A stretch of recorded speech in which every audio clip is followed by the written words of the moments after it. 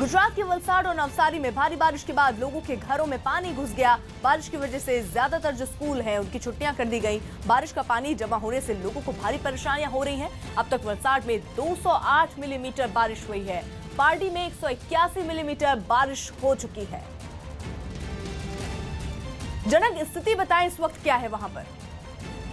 देखिए अर्पिता, पिछले 1-1.5 घंटे से बारिश यहाँ पर रुकी हुई है, लेकिन अभी भी मौसम विभाग ने आज पूरे दिन के लिए जिस तरीके से चेतावनी दी है, न कि केवल वलसाड और नवसारी बल्कि गुजरात के 7 जिले हैं जहाँ पर ज्यादा भारी से भारी बारिश की चेतावनी कल मौसम विभाग की ओर से, उसके बाद राज्य सरकार की ओर से दी गई। जिसके चलते 7 NDRF की टीमों को अलग अलग जगह पर डिप्लॉय किया गया है। लेकिन जहाँ तक वलसाड और नवसारी की बात की जाए तो इसी रात में 7 से 8 घंटे में 9 इंच जितनी बारिश रिकॉर्ड हुई है, जिसके चलते वलसाड के जो निचले इलाके हैं वहाँ पर लोगों के घरों में पानी घुसे और तकरीबन 3 से 5 फीट का पानी निचले इलाकों में भरा है। अर्पिता, शुक्रिया जनक। में प्रधानमंत्री मोदी, अमित शाह और नितिन गडकरी समेत कई नेता आपस में बातचीत करते दिखे। मौका था बीजेपी संसदीय दल की बैठक का, जिसमें एनडीए की ओर से उपराष्ट्रपति पद के उम्मीदवार के तौर पर वेंकैया नायडू के नाम का ऐलान हुआ। इससे पहले शाम 6 बजे के करीब दिल्ली में बीजेपी मुख्यालय में पार्टी की संसदीय दल की बैठक शुरू हुई, जिसमें प्रधानमंत्री मोदी पार्टी के दूसरे नेताओं के साथ बैठे, जहां हल्के फुल्के माहौल में सभी नेता आपस में बातचीत करते दिखे। जिसके बाद संसदीय बोर्ड की बैठक शुरू हुई, जिसमें उपराष्ट्रपति पद के उम्मीदवार के तौर पर वेंकैया नायडू के नाम पर मोहर लग गई। एनडीए के सभी साथियों से चर्चा करने के बाद पार्लियामेंट्री बोर्ड ये निर्णय पर पहुंचा है, श्री एम वेंकैया नायडू जी एनडीए की ओर से उपराष्ट्रपति पद के लिए प्रत्याशी होंगे। वैसे वेंकैया के नाम की अटकलें काफी पहले से चल रही थी, जिन्हें खुद वेंकैया नायडू बार बार खारिज कर रहे थे। वेंकैया नायडू 4 बार राज्यसभा के सदस्य रह चुके हैं, बीजेपी के 2 बार राष्ट्रीय अध्यक्ष भी रह चुके हैं। वेंकैया आंध्र प्रदेश के नेल्लोर जिले के रहने वाले हैं और फिलहाल केंद्र में शहरी विकास मंत्री और सूचना प्रसारण मंत्री हैं। उपराष्ट्रपति पद के लिए चुनाव 5 अगस्त को होगा, जिसमें वेंकैया नायडू का मुकाबला विपक्षी दलों के प्रत्याशी गोपाल कृष्ण गांधी से होगा। बीती रात सेना ने अनंतनाग में महज 10 मिनट की मुठभेड़ में लश्कर के 3 आतंकियों को मार गिराया। मारे गए आतंकियों में एक लश्कर का जिला कमांडर जिब्रान भी शामिल है। इन आतंकियों के पास से एक AK-47 और LMG और पिस्टल बरामद हुई। सुरक्षा बलों को आतंकियों के छिपे होने की सूचना मिली थी, जिसके बाद सुरक्षा बलों ने इन आतंकियों को मार गिराया है। चीन की सेना तिब्बत के इलाके में गोले बरसाते दिखी। चीन की सेना ने यह अभ्यास सिक्किम सीमा के पास किया और भारत को अपनी ताकत दिखाने की कोशिश की। इसलिए चीन के सैनिक सिक्किम सीमा के करीब तिब्बत के इलाके में तोप से गोले बरसा रहे थे। हाल के दिनों में जिस तरह से भारतीय जवानों ने चीन को मुंहतोड़ जवाब दिया, उसके बाद चीन की आर्मी ने अभ्यास तेज कर दिया है। तिब्बत के इलाके में चीन की फौज ने बाकायदा असली गोला बारूद के साथ युद्ध का अभ्यास किया। आमतौर पर ऐसे अभ्यास में नकली या कम असर वाले गोले दागे जाते हैं। इस अभ्यास में चीन की पैदल सेना ने भी गोलियां बरसाईं।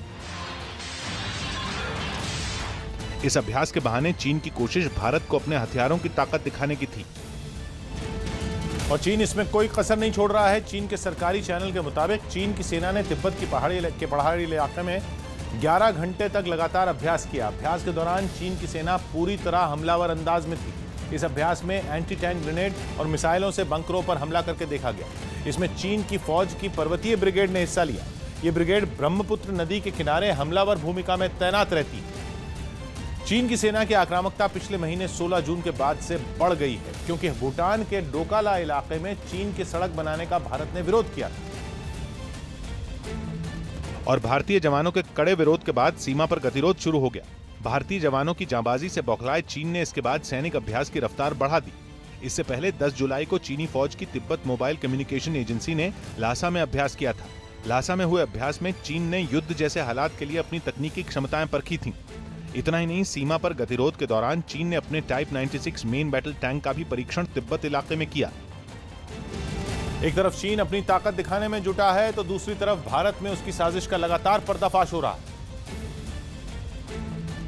और इस बार चीन की साजिश का भंडाफोड़ पश्चिम बंगाल के मुख्यमंत्री ममता बनर्जी ने किया। चीन की करतूत का पर्दाफाश करते हुए ममता ने गृह मंत्री राजनाथ सिंह को चिट्ठी लिखी और कहा कि चीन की वजह से बंगाल की सुरक्षा को खतरा है। पिछले कुछ सालों में भूटान और नेपाल में चीन अपना प्रभाव बढ़ा रहा है और उसकी झलक दार्जिलिंग में दिख रही है। पड़ोसी बांग्लादेश में भी चीन अपना प्रभाव बढ़ाने की कोशिश कर रहा है। Serious matter, I can't comment without talking to her. BJP ने पूरी साजिश की जांच एनआईए से कराने की मांग की है। ममता बनर्जी की एक आदत सी है, जहां वो विफल हो जाती है वहां दूसरे के ऊपर आरोप करती है, या तो विदेशी हाथ का वो ढूंढती है वहां। बीजेपी ने तंज कसते हुए कहा कि ममता अगर सुरक्षा को लेकर इतनी ही गंभीर हैं, तो उन्हें बांग्लादेश से हो रही घुसपैठ पर ध्यान देना चाहिए। ममता से पहले जम्मू कश्मीर की मुख्यमंत्री महबूबा मुफ्ती ने चीन पर आतंकवाद भड़काने का आरोप लगाया था। ये बात उन्होंने राजनाथ सिंह से मुलाकात के बाद कही थी,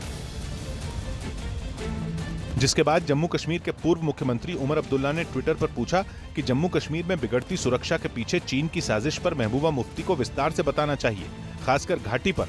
उमर अब्दुल्ला यही नहीं रुके, आगे उन्होंने ट्विटर पर लिखा कि 2 मुख्यमंत्री चीन के दखल का आरोप लगा रही हैं। संसद में इस मुद्दे पर बहस होनी चाहिए और सरकार को चिंता पर ध्यान देना चाहिए।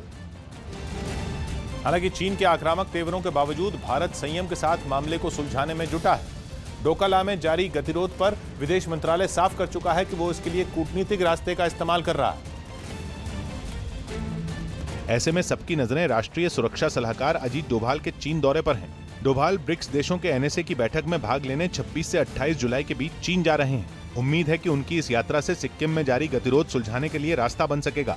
हालांकि रक्षा मामलों से जुड़ी संसद की स्थायी कमेटी चीन की चाल से नहीं घबराने का दावा कर रही है। कोई परेशानी होती है तो जो हमारे दुश्मन लोग होते हैं वो हमेशा कोशिश करते हैं, और चीन की हमारी दुश्मनी पुरानी है, तो अगर वो ऐसे गड़बड़ी कर रहे हैं तो कानूनी बात नहीं है। चीन से तनातनी के बीच रक्षा राज्य मंत्री सुभाष भामरे ने सियाचिन और लद्दाख में भारतीय चौकियों का दौरा किया।